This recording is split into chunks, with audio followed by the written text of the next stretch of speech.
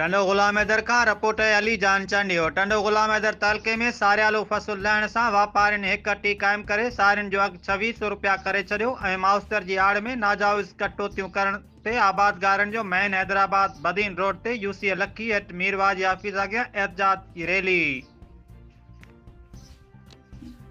एहतजाजी rally कंदे मुज़ाहिरो करे सख्त नारेबाजी कई हुई। तफ़सील मूजिब टंडो गुलाम हैदर तालके जे सावे आबादगारन एहतजाजी मुज़ाहिरो कंदे हाजी गोराम खान चांडियो, गुल मोहम्मद आवान, हाजी दीन मोहम्मद लाशारी, हाजी गुलाम रसूल चांडियो, इमदाद लाशारी, वजीर लाशारी, मोहम्मद हनीफ जुणेजो, शहजाद गदाई, खमीसो थेबो ऐं ॿियनि आबादगारनि एहतजाज कंदे चयो त सारनि जो फसल लहण सां राइस मिल मालिकनि ऐं वापारिन एक हट्टी कायम करे सारिन जो अघ हथरादू केराए छड़ियो आहे।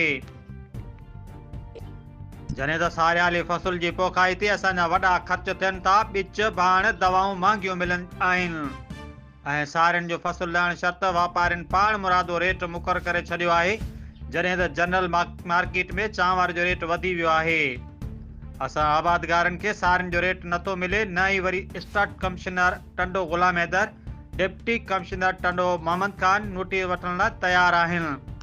असांजो ही ज़रई मुल्क आहे ऐं असांजी ज़रायत खे हथ सां तबाह कयो पियो वञे।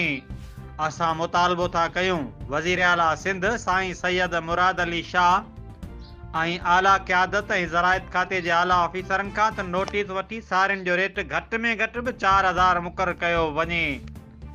ज़रायत खे तबाह थियण खां बचायो वञे, ॿी सूरत में एहतजाज जो दायरो वधायो वेंदो।